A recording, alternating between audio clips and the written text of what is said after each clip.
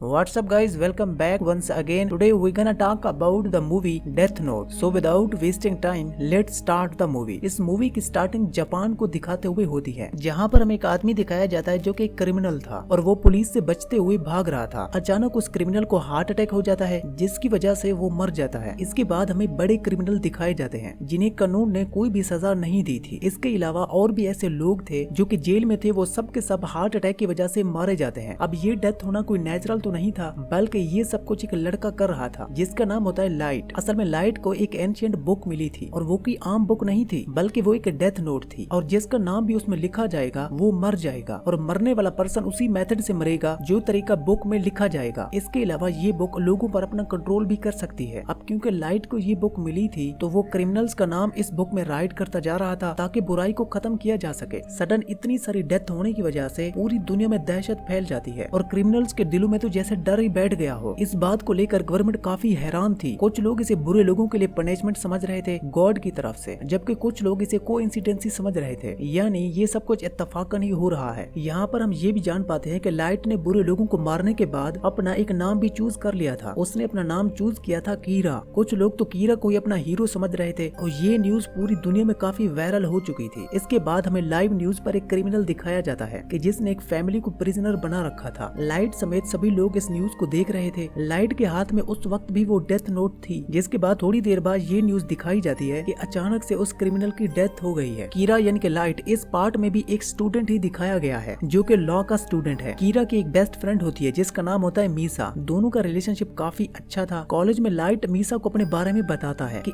एक रात में एक बार में गया, उस बार में क्रिमिनल्स भी थे, यानी कि किलर, चोरी करने वाले एक्सेट्रा। लाइट वहाँ पर कुछ क्रिमिनल्स की बातें सुनता है जो कि क्राइम करने के बावजूद भी खुश थे क्योंकि उन्हें सजा जो नहीं हुई थी, और वो क्रिमिनल लाइट के साथ भी मिसबिहेव करते हैं, लेकिन लाइट चाहते हुए भी उनका कुछ भी नहीं कर सकता था और फिर वो बेबस होकर बार से बाहर आ जाता है और वो अपनी लॉ की बुक को फेंक देता है, ये सोचते हुए कि ये बुक बेकार है, उसके किसी काम की नहीं, क्योंकि इस बुक के होने के बावजूद भी वो किसी को इंसाफ नहीं दिला सकता था। लेकिन उसकी लाइफ उस वक्त पलट जाती है कि जब उसे ये डेथ नोट मिलती है और ये बुक लाइट को एक जमीन पर पड़ी हुई मिलती है। और हैरत की बात तो ये है कि बुक के अलावा हर तरफ बारिश पड़ रही थी, जिसके बाद लाइट उस बुक को लेकर घर आ जाता है। लाइट अपनी बेस्ट फ्रेंड मीसा से ये सारी बातें शेयर कर रहा था, लेकिन मीसा को उस बुक के बारे में नहीं बताता क्योंकि लाइट किसी से भी अपना ये सीक्रेट शेयर नहीं करता था। लाइट को जब ये बुक मिली थी तब वो उसकी रियलिटी के बारे में कुछ भी नहीं जानता था कि ये बुक, ये डेथ नोट आखिर है क्या। लेकिन लाइट इस बुक के रूल्स पढ़ लेता है, यानी रूल्स के अकॉर्डिंग जिसका भी नाम इस बुक में लिखा जाएगा वो मर जाएगा। इसके अलावा नाम लिखने का मेथड, मौत आने का मेथड सब मेंशन होती है उसमें। फिर लाइट टीवी पर एक क्रिमिनल्स के बारे में न्यूज देखता है, फिर वो इस बुक को चेक करने के लिए उस क्रिमिनल का नाम इस बुक में लिख देता है। इसके बाद रात गुजर जाती है और सुबह को हम लाइट को देखते हैं जो कि अपने घर में बैठा न्यूज़पेपर पढ़ रहा होता है। वो देखता है कि जिस क्रिमिनल का नाम उसने कल रात डेथ नोट में लिखा था वो मर चुका है। ये देखकर लाइट काफी शॉक्ड रह जाता है। इसके बाद भी लाइट को इस बुक पर बिलीव नहीं आ रहा था, इसीलिए वो इस बुक को दोबारा चेक करना चाहता था और बुक को चेक करने के लिए लाइट उसी क्रिमिनल के पास जाता है कि जिसने बार में लाइट के साथ मिसबिहेव किया था। और अब लाइट डेथ नोट में उसका भी नाम लिख देता है और साथ ही साथ उसकी मौत का तरीका भी लिख देता है। लाइट ने उसके लिए मौत का तरीका लिखा था हार्ट अटैक, और देखते ही देखते थोड़ी देर में उसकी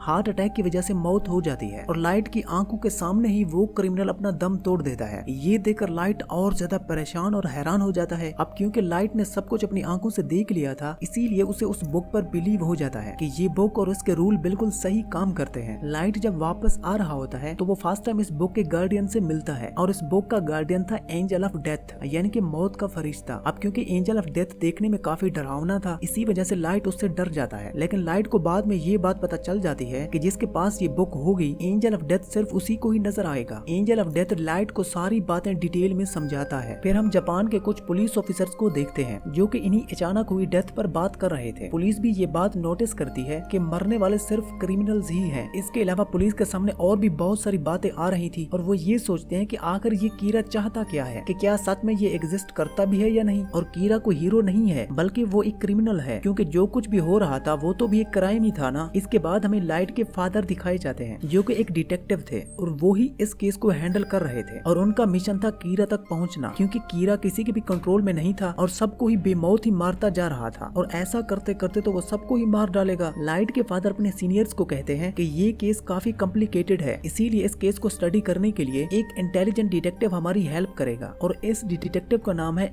एल जो कि लाइव इस केस को हैंडल नहीं करेगा, बल्कि सिर्फ इंटरनेट के थ्रू ही उन लोगों की आपस में बात होगी। एल का असली नाम ना तो कोई जानता था और ना ही किसी ने उसकी शक्ल देखी हुई थी। यहाँ पहले ही एल ने कीरा के बारे में काफी ज्यादा इन्वेस्टिगेशन की हुई थी, जिसमें एल को काफी सक्सेस भी हुई। पहले तो कीरा पर कोई भी बिलीव नहीं करता था, लेकिन एल ने इन्हें बताया कि जितनी भी डेथ हो रही है वो नेचुरल नहीं है, क्योंकि हर साल के निस्बत इस साल लोगों की काफी ज्यादा डेथ हुई थी और मोस्टली लोग हार्ट अटैक की वजह से ही मारे गए। और हैरत की बात तो ये है कि जो लोग हार्ट अटैक की वजह से मारे गए वो मेडिकली बिल्कुल नॉर्मल थे। लाइट को इस बुक को अपने पास रख के काफी टाइम हो गया था और लाइट इस बुक की वजह से काफी इंटेलिजेंट भी हो गया था। फिर हम देखते हैं एंजल ऑफ डेथ और लाइट को, जो कि काफी एक दूसरे के क्लोज थे और हर वक्त साथ रहते थे। क्रिमिनल्स को मारकर लाइट का कहना था कि वो फ्यूचर बदल देगा, यानी फिर दुनिया में कोई क्राइम नहीं होगा अगर क्रिमिनल्स मर जाएंगे तो। फिर तभी हम न्यूज पर देखते हैं कि एल सबके सामने आ जाता है, जहाँ पर वो कीरा को डिस्कस कर रहा होता है कि कीरा को हीरो नहीं है बल्कि वो एक किलर है और हम जल्द से जल्द ही कीरा को पकड़ लेंगे। ये बातें सुनकर लाइट को काफी बुरा फील होता है और इसीलिए वो एल को अपने रास्ते से हटाने के लिए और सबको ये बताने के लिए कि कीरा से टक्कर कोई अच्छी बात नहीं है, तो वो उस डेथ नोट में एल का नाम लिख देता है। और ऐसा होते ही टीवी वाले एल को अटैक हो जाता है और वो फौरन ही मर जाता है। सब लोग ये देखकर काफी हैरान रह जाते हैं और एल ये देखकर तो काफी खुश हो जाता है, लेकिन लाइट उस वक्त शॉक्ड हो जाता है जब उसे ये पता चलता है कि जो आदमी अभी भी मरा है वो असली एल नहीं है। इसके बाद हम देखते हैं कि असली एल सामने तो नहीं आता, लेकिन वो टीवी पर बात कर रहा होता है और वो कहता है कि कीरा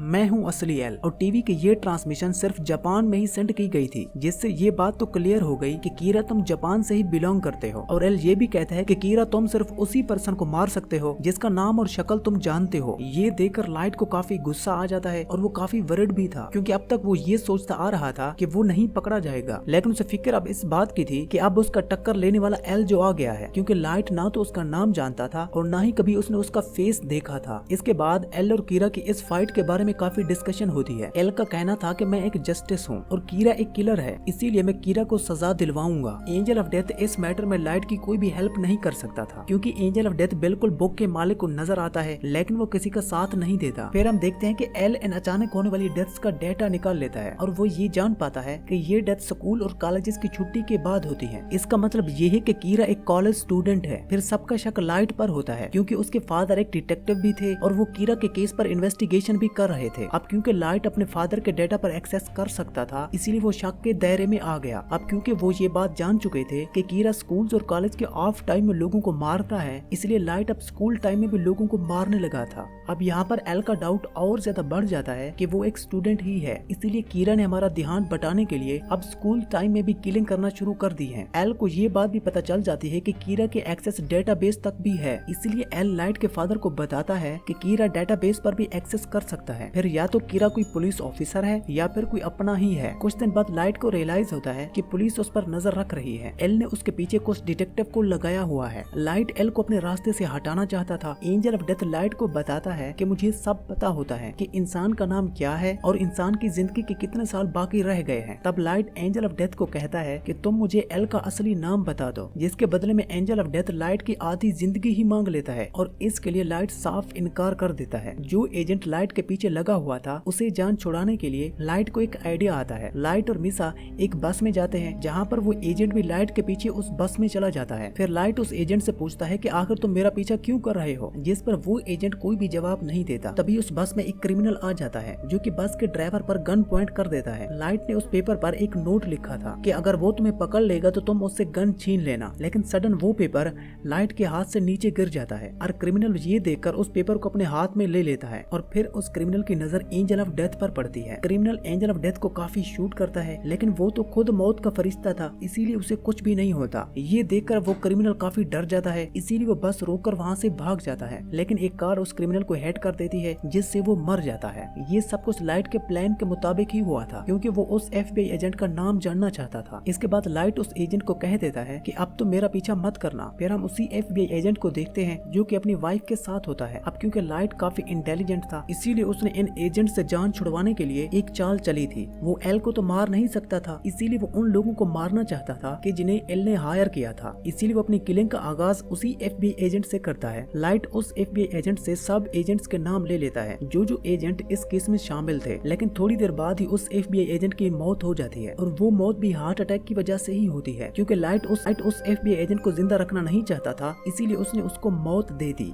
अब यहाँ पर सवाल ये उठता है कि अगर कीरा हीरो है तो वो अच्छे लोगों को क्यों मार रहा है। इसके बाद सब FBI एजेंट एक एक करके मारे जाने लगे। अब ये बात एल तक भी पहुँच जाती है, जिससे सब पुलिस ऑफिसर्स डर जाते हैं, क्योंकि उन्हें ये लग रहा था कि कीरा के हाथों एक न एक दिन वो भी मारे जाएंगे। बहुत सारे पुलिस ऑफिसर तो इस केस को अधूरा छोड़ के चले जाते हैं। अब क्योंकि पुलिस के पास और कोई भी ऑप्शन नहीं बचा था, इसलिए वो एल को कहते हैं कि हम आपसे मिलना चाहते हैं। फिर सब पुलिस ऑफिसर्स एल से मिलने जाते हैं। यहाँ पर हमें फर्स्ट टाइम एल दिखाया जाता है, जो कि बिल्कुल यंग और किसी बच्चे की लुक दे रहा था, और एजेंट तो वो कहीं से भी नहीं लग रहा था। फिर हम देखते हैं कि उस एजेंट की वाइफ भी अपने हस्बैंड की मौत पर इंक्वायरी कर रही होती है, और वो मीसा से भी मिलती है। मीसा उस एजेंट की वाइफ को लाइट से मिलवाती है, और उस एजेंट की वाइफ लाइट को पहली बार देखते ही जान लेती है, और वो लाइट से कहती है कि तुम मेरा कुछ भी नहीं बिगाड़ सकते, क्योंकि तुम मेरा असली नाम जो नहीं जानते। ये कहकर उस एजेंट की वाइफ वहाँ से चली जाती है। इस बात की वजह से मीसा काफी हैरान रह जाती है, और लाइट भी काफी डर जाता है, क्योंकि आहिस्ता आहिस्ता उसका अब ये राज खुलता जा रहा था। फिर हम देखते हैं एल को, जो कि लाइट के रूम में कैमरास फिट करवा देता है। जब लाइट को ये बात पता चलती है कि उस पर नजर रखी जा रही है, तो वो कोई भी ऐसी हरकत नहीं करता कि जिससे उस पर शक आए। वो बिल्कुल ऐसे ही रिएक्ट करता है जैसे वो कुछ भी नहीं जानता और सब कुछ नॉर्मल है। फिर एक दिन न्यूज पर एक क्रिमिनल के बारे में बताया जा रहा था। दूसरी तरफ सब लोग लाइट पर नजर रखे हुए थे कि अब वो कुछ करेगा, लेकिन वो क्रिमिनल मारा जाता है, और लाइट ने तो टीवी पर भी नहीं देखा था। इस बात की वजह से एल के अलावा बाकी सारे लोगों का शक लाइट से हट जाता है। लेकिन हम देखते हैं कि लाइट सबकी नजरों से छुप कर ये काम करता जा रहा था। इसका मतलब ये था कि लोगों को मारने से अब भी बाज नहीं आया। इसके बाद लाइट के रूम से सारे कैमरास हटा दिए जाते हैं। यहाँ पर तो ऐसा लग रहा था कि जैसे सब कुछ नॉर्मल हो गया है। वो अभी तक अपने हस्बैंड की डेथ की इंक्वायरी कर रही होती है। वो एल को कॉल करके कहती है कि मैं अपनी जान को खतरे में डाल रही हूँ, लेकिन मैं साबित कर दूंगी कि लाइट ही कीरा है। इसीलिए वो एक जगह पर लाइट को बुलाती है, जहाँ पर उसने मीसा को गन पॉइंट पर किया हुआ था, और वो लाइट से ये बात मनवाना चाह रही थी कि वो ही कीरा है। लेकिन लाइट इस बात को मानने से इनकार कर देता है, और मौके का फायदा उठाकर मीसा वहाँ से भाग जाती है। फिर उस एजेंट की वाइफ लाइट को शूट करने लगती है, लेकिन गलती से वो गोली मीसा को लग जाती है, और मीसा वहीं पर ही मर जाती है। बाद में उस एजेंट की वाइफ खुद को भी मार देती है। जो कुछ भी वहाँ पर हो रहा था वो सब कुछ रिकॉर्ड हो रहा था। इसके बाद पुलिस भी वहाँ पर आ जाती है। इसके बाद हम देखते हैं कि लाइट और एंजल ऑफ डेथ आपस में बातें कर रहे हैं, जहाँ पर लाइट एंजल ऑफ डेथ को बता रहा होता है कि अभी अभी जहाँ पर जो कुछ भी हुआ वो मेरे प्लान में ही शामिल था। वो कहता है कि क्योंकि अब बुक का मालिक किसी भी चीज को अपने कंट्रोल में कर सकता है, इसीलिए जो कुछ भी वहाँ पर हुआ वो सब कुछ लाइट ने पहले ही उस बुक में लिख रखा था। इवन लाइट ने अपनी बेस्ट फ्रेंड को भी मरवा दिया। इसका मतलब ये है कि लाइट सच में एक शैतान ही है, जिसने शैतान जैसा काम किया। फिर लाइट अपने फादर को कहता है कि मैं कीरा को पकड़ने के लिए आपका और आपके बाकी ऑफिसर्स का साथ दूंगा। लाइट ऐसा इसलिए करना चाह रहा था ताकि उसका किसी पर भी शक न आए, और उसका राज हमेशा के लिए राज ही रहे, और वो अपना काम भी इस तरह करता जाएगा। लास्ट में वो एल से फेस टू फेस मिलता है, और ये मूवी यहीं पर एंड हो जाती है। Thank you for watching.